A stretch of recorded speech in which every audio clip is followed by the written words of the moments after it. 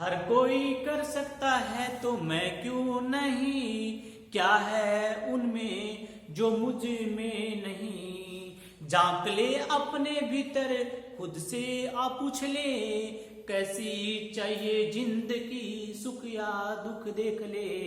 मुट्ठियों को भींच कर, सांसों को खींच कर, मुट्ठियों को भींच कर, सांसों को खींच कर, सबसे टकराने को, शिखर पर जाने को मैं हूं तैयार, मैं हूं तैयार, मैं हूं तैयार, मैं हूं तैयार, मैं हूं तैयार। दोस्तों, क्या आप भी तैयार हो? प्यारे विद्यार्थियों, क्या आप भी तैयार हो अगले वीडियो के लिए? दोस्तों, पिछले वीडियो में हमने आपको जो बताया था वो बताया था कार्बोहाइड्रेट के बारे में, और अब जो बताने आपको जा रहे हैं वो वसा के बारे में। थोड़ा सा हमने लास्ट टाइम बताया था कि वसा के बारे में आपको बताएंगे, और वही आपको बताने जा रहे हैं। दोस्तों, न्यू क्रिस डिफेंस एकेडमी के ऑनलाइन चैनल को आप सब्सक्राइब करें और वीडियो को अधिक से अधिक शेयर करें और लाइक करें, और कमेंट बॉक्स में यदि कोई भी आपके दिमाग में प्रश्न है इससे संबंधित तो आप प्रश्न लिखें, उसका जवाब आपको निश्चित रूप से मिलेगा। दोस्तों, शुरुआत करते हैं वसा की। वसा की बात कर रहे हैं हम, तो वसा से हमें सबसे ज्यादा जो ऊर्जा जो मिलती है, हम पहले वीडियो के फर्स्ट में जब टॉपिक को स्टार्ट किया तो उसमें भी आपको बताया था कि सबसे ज्यादा ऊर्जा हमें वसा से मिलती है। और वसा से कितनी? 1 ग्राम वसा से 9.3 किलो कैलोरी ऊर्जा मिलती है। दोस्तों, वसा का निर्माण होता कैसे है? वसीय अम्ल व ग्लिसरॉल से वसा का निर्माण होता है। दोस्तों, वसीय अम्ल व ग्लिसरॉल से वसा का निर्माण होता है। दोस्तों, हम बात करें कि एक मनुष्य को प्रतिदिन कितनी वसा चाहिए, तो याद रहे, एक मनुष्य को प्रतिदिन 80 से 90 ग्राम वसा की आवश्यकता होती है। एक मनुष्य को प्रतिदिन वसा की आवश्यकता होती है, वो 80 से 90 ग्राम। इसकी वह पूर्ति दूध से यानी फैट से कर सकते, दूध के ऊपर आई हुई मलाई होती है, फैट होती है, वसा होती है, उससे कर सकता है। तेल से, घी से, वनस्पति घी, चर्बी, इनके माध्यम से कर सकता है, पूर्ति कर सकता है। यानी तेल ये वसा होते हैं, तेल के अंदर, घी के अंदर, वनस्पति घी के अंदर, इनमें वसा होती है। हम बात करें, अगर वसा की अधिकता हमारे शरीर के अंदर होती है तो हार्ट से संबंधित डिजीज हो जाती है। यदि हमारे शरीर के अंदर वसा की अधिकता हो जाती, फैट की अधिक हो जाती है, तो उससे हृदय से संबंधित रोग हो जाते हैं। और दोस्तों, यदि वसा की कमी तो त्वचा का रूखापन देखने को मिलता है, यानी त्वचा का रूखापन हो जाता है। दोस्तों, हमने बताया कि वनस्पति तेल है, और वनस्पति तेल का एक वसा होता है, और वनस्पति तेल का जो निर्माण होता है, वनस्पति घी का निर्माण होता है हाइड्रोजनीकरण क्रिया द्वारा होता है। यह हाइड्रोजनीकरण क्रिया दोस्तों क्या होती है? हाइड्रोजनीकरण क्रिया क्या होती है वही आपको हम बताने जा रहे हैं। तो इसको आप यहाँ पर देखें बोर्ड पे, हाइड्रोजनीकरण क्रिया क्या होती है? हाइड्रोजनीकरण क्रिया होती है यदि हम वनस्पति तेल की क्रिया यदि हाइड्रोजन से करा दें, और किसकी उपस्थिति में? प्रेरक होता है निकेल की उपस्थिति में, तो वनस्पति घी का निर्माण होता है। हम बात करते हैं, यदि वनस्पति तेल की क्रिया, हम वनस्पति तेल की क्रिया यानी डायरेक्ट लिख देते हैं, आपने हाइड्रोजन से कराते हैं, निकेल यहाँ उत्प्रेरक का कार्य करेगा निकेल की उपस्थिति में, तो वनस्पति घी का निर्माण होगा, वनस्पति घी का निर्माण होगा। दोस्तों, आज वर्तमान में बढ़ते हुए जनसंख्या और आवश्यकताओं की पूर्ति के लिए इस वनस्पति घी को ओरिजिनल होता है, इसकी पूर्ति नहीं हो पाती, तो जानवरों से निकाली हुई चर्बी होती है, उससे वनस्पति तेल का निर्माण किया जाता है, जो घटिया किस्म का होता है, मनुष्य को नहीं खाना चाहिए।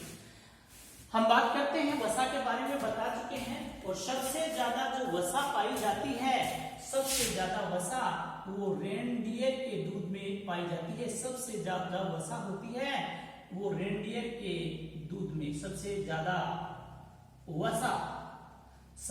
वसा होती है वो रेनडियर के दूध में पाई जाती है। याद रहे दोस्तों, सबसे ज्यादा वसा होती है वो रेनडियर के दूध में पाई जाती है। ये था वसा।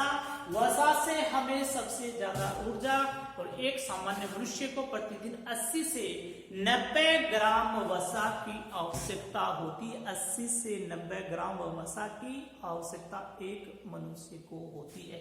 इसके बाद में हम आगे बात करते हैं विटामिन के बारे में। सबसे महत्वपूर्ण यहाँ पे विटामिन आ रहा आपके सामने, विटामिन्स। तो विटामिन भोजन का मुख्य अवयव, और ये भोजन का जो मुख्य अवयव है ये फोर्थ और महत्वपूर्ण भी है विटामिन। विटामिन से बहुत सारे प्रश्न पूछे जाते हैं।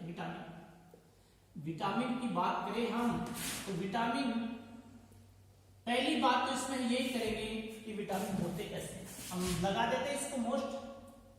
विटामिन क्या, वास्तव में विटामिन हमें ऊर्जा प्राप्त नहीं होती। विटामिन, अगर विटामिन की पर्टिकुलर बात करें, अगर हम विटामिन की पर्टिकुलर बात करें, we talk about the vitamins particular, we can not gain energy. तो ये होता क्या है, क्या काम करता है शरीर के अंदर? तो याद रखना, ये ऐसे खाद्य पदार्थ होते हैं, ऐसे खाद्य पदार्थ होते हैं, ऐसे खाद्य पदार्थ होते हैं जो रोग प्रतिरक्षी उत्पन्न करते हैं।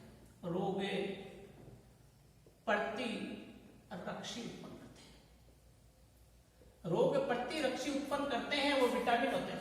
क्या यही सफिशिएंट है? रोग प्रतिरक्षी। दूसरे, हमारे शरीर की जैविक उपापचय जैविक क्रियाओं में भाग लेते हैं, और ये क्या होते हैं? शरीर की जैविक उपापचय क्रियाओं में, जैविक उपापचय क्रियाओं में भाग लेते हैं। शरीर की जैविक उपापचय क्रियाओं में जो भाग लेते हैं वो विटामिन होते हैं। और ये विटामिन जो शब्द दिया था, विटामिन शब्द दिया था, ये फंक ने दिया था।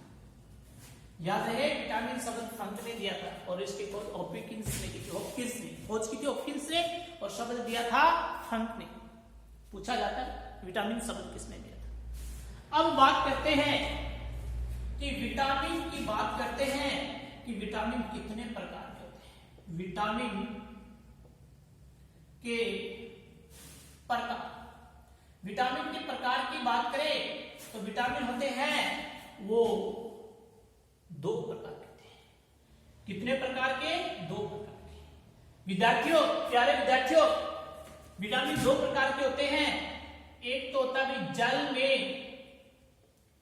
घुलनशील, जल में घुलनशील, और जल में घुलनशील विटामिन जो होते हैं दोस्तों, वो होते हैं बी व सी। और दूसरा दोस्तों होता है जल में अघुलनशील या वसा में घुलनशील। जल में अघुलनशील,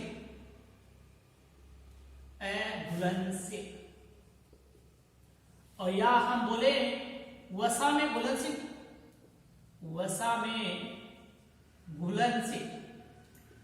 और वसा में घुलनशील विटामिन या जल में घुलनशील जो विटामिन होते हैं ए, डी, ई और के, ये 4 विटामिन होते हैं, ए, डी, ई, के, जो जल में अघुलनशील होते हैं या वसा में घुलनशील होते हैं।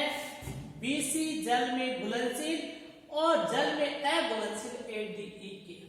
अब इनमें प्रश्न पूछा जाता है, इनमें पूछा जाता है कि सबसे पहले खोजा गया विटामिन, सबसे पहले खोजा गया विटामिन, और सबसे पहले खोजा गया विटामिन तो सी विटामिन है, ये सबसे पहले खोजा गया था। और ये पूछ ले सबसे पहले आश्रित किया गया विटामिन, तो आश्रित की बात करें तो आश्रित किया गया जो विटामिन है वो है बी। आश्रित किया गया जो विटामिन होता है दोस्तों वो है बी। आश्रित किया गया विटामिन बी, और सबसे पहले खोजा गया विटामिन है वो है सी। दोस्तों आपको बता दें, जल में घुलनशील तो 20C होते हैं, लेकिन जल में अघुलनशील विटामिन इसमें एक और होता है, विटामिन B12। याद रखना, विटामिन B12 ये जल में अघुलनशील विटामिन होता है, विटामिन B12। ये महत्वपूर्ण है, अच्छा क्वेश्चन, क्योंकि ये बी कॉम्प्लेक्स और बी कॉम्प्लेक्स के अंदर विटामिन B12 कहें या इसको हम बोले साइनोकोबालेमिन, B12 या साइनोकोबालेमिन, ये जल में अघुलनशील होता है। ये अपने माइंड में फिट कर लिया। इसके बाद में हम बात करते हैं एक एक विटामिन के बारे में पढ़ेंगे दोस्तों। अब एक एक विटामिन की बात करें हम, और एक एक विटामिन की बात करेंगे, इसमें प्रश्न क्या पूछे जाते हैं कंपटीशन के अंदर, परीक्षा के अंदर, प्रतियोगी परीक्षाएं जो होती हैं उनमें क्या प्रश्न पूछे जाते हैं, उन्हीं के बारे में हम बताएंगे। सबसे पहले हम इसकी बात करें, रासायनिक नाम पूछे जा सकते हैं, प्रत्येक विटामिन का रासायनिक नाम। दूसरा प्रश्न इसमें पूछा जाता है प्रमुख स्रोत से, कि हमें किससे कौन सा विटामिन प्राप्त होता है, कौन से ऐसे खाद्य पदार्थ होते हैं जिनसे हमें विटामिन प्राप्त होता है। इसके बाद में इसकी कमी से होने वाले रोग, यदि हमारे शरीर के अंदर इसकी कमी हो जाए तो कौन से रोग हो जाते हैं। विटामिन की कमी भी शरीर के लिए रोग का कारण बनती है, और अधिकता भी शरीर के लिए रोग का कारण बनती है, कमी से होने वाले रोग। या फिर इसमें महत्वपूर्ण तथ्य कोई आता है, वो भी हमें याद रखना है। तो हम शुरुआत करते हैं। सबसे पहले जल में घुलनशील, और जल में घुलनशील पढ़ेंगे B व C। जल में घुलनशील विटामिन पढ़ेंगे B व C। एक एक के बारे में पढ़ने वाले हैं, और बोर्ड पे आपका ध्यान रहे, एक एक के बारे में पढ़ेंगे, पूरा बोर्ड पे ध्यान आपका केंद्रित रहेगा तो आप आसानी से सीख सकते हैं। रटना नहीं है, सीखना। दोस्तों विटामिन की बात करते हैं हम, विटामिन बी, और बी में B1। सबसे पहले हम भी आपको अवगत करा चुके हैं इसके बारे में, इसका रासायनिक नाम, और रासायनिक जो नाम होता है वो होता है दोस्तों इसका थायमिन। रासायनिक नाम होता है थायमिन। अब हम बात करते हैं इसके प्रमुख स्रोत के। प्रमुख स्रोत, तो प्रमुख स्रोत इसका जो होता है ईस्ट, खमीर, ईस्ट है, इसका स्रोत होता है पनीर है, मांस है, दाल है, अंडा, दूध व हरी सब्जियां, हरी सब्जी। अब ये इसके बाद हम बात करते हैं इसकी कमी से रोग। कमी से रोग, कमी से रोग की बात करें, इसकी कमी से रोग जो होता है वो बेरी बेरी होता है, भूख नहीं लगती, इसमें मांसपेशियों में ऐंठन हो जाती है। बेरी बेरी, भूख न लगना, भूख न लगना, मांसपेशियों में ऐंठन होना, पेशियों में ऐंठन होना, ये तो था विटामिन बी। दोस्तों एक महत्वपूर्ण और है, कॉम्प्लेक्स है पूरा तो विटामिन B2-5, लेकिन महत्वपूर्ण जो है एक है विटामिन B12। और ये विटामिन B12 के बारे में हम बताते, ये जल में अघुलनशील है, जल में अघुलनशील, घुलनशील, और याद रहे जल में अघुलनशील है। और इसकी कमी से ये बात करें हम, इसका रासायनिक नाम होता है, रासायनिक नाम, और इसका रासायनिक नाम होता है साइनोकोबालेमिन, साइनोकोबालेमिन।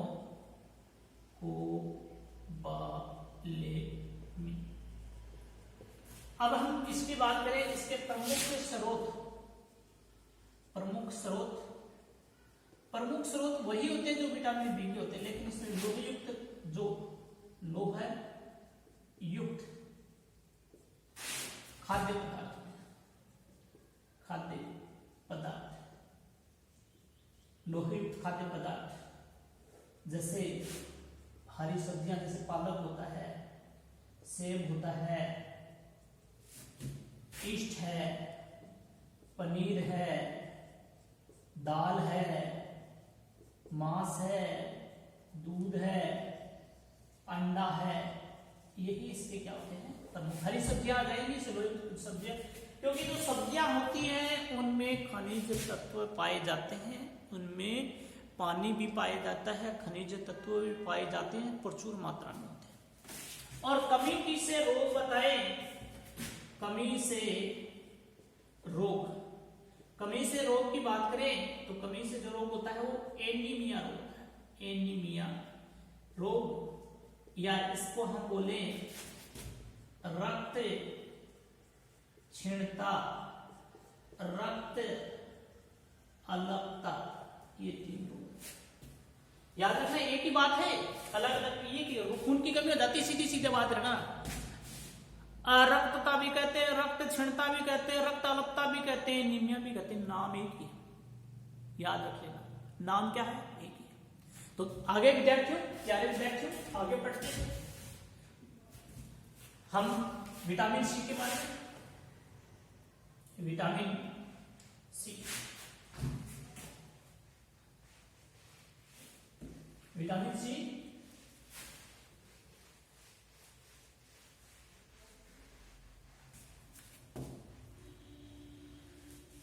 हम विटामिन सी के बारे में पढ़ रहे हैं। ये सबसे पहले खोजा गया विटामिन, सबसे पहले हम बताए चुके, सबसे पहले खोजा गया जो विटामिन है वो विटामिन कौन सा है, सी है। प्रमुख स्रोत बात है, प्रमुख स्रोत कौन से होते हैं, प्रमुख स्रोत जो इसमें होते हैं वो होते हैं खट्टे पदार्थ, खट्टे पदार्थ, खट्टे पदार्थ जैसे हम बोले आंवला, नींबू, संतरा है, और आंवला, नींबू, संतरा, इमली, यानी खट्टे खाद्य पदार्थ हो जाएंगे।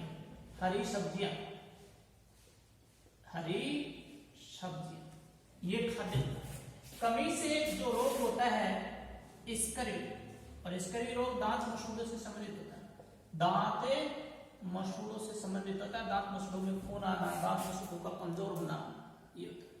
इसके बाद में हम बता रहे कमी से रोग, इसमें महत्वपूर्ण बात करते हैं। सबसे पहले खोजा गया विटामिन, सबसे पहले खोजा गया विटामिन है ये सी है। याद रहे विटामिन सी घाव भरने में सहायक होता है, घाव भरने में, घाव भरने में सहायक, घाव भरने में सहायक होता है, विटामिन सी है ये घाव भरने में सहायक होता है। अगर हम बात करें विटामिन सी, सब्जियों को यदि हम छील लें, विटामिन सी होता है वो नष्ट हो जाता है, यानी छिली हुई सब्जियों को, छिली हुई सब्जियों को धोने से, धोने से, छिली हुई सब्जियां होती हैं इनको धो ले तो विटामिन सी नष्ट हो जाता है, विटामिन सी है वो नष्ट हो जाता है, घाव भरने में सहायक होता है। छिली हुई सब्जियों को यदि हम, छिली हुई सब्जियों को यदि हम क्या करें, पानी से धो देते हैं तो विटामिन सी निष्कासित हो जाता है। याद रखें मांसाहारी भोजन में, मांसाहारी भोजन में विटामिन सी नहीं पाया जाता, विटामिन सी नहीं पाया जाता, मांसाहारी भोजन में विटामिन सी नहीं पाया जाता। और विटामिन सी का संचय, विटामिन सी का संचय, विटामिन सी का संचय, विटामिन सी का संचय मानव शरीर में नहीं होता, यानी संग्रह कहें या संचय के मानव शरीर में नहीं होता, विटामिन सी का संचय मानव शरीर में नहीं होता, विटामिन सी का जो संचय होता है यानी संग्रह है मानव शरीर में नहीं होता। मांसाहारी भोजन में विटामिन सी नहीं पाया जाता छिली हुई सब्जियों को धोने से। याद रखना यदि ये कहें हम उबालने से, गर्म करने से, गर्म करने से विटामिन सी नष्ट हो जाता है, विटामिन सी नष्ट हो जाता है।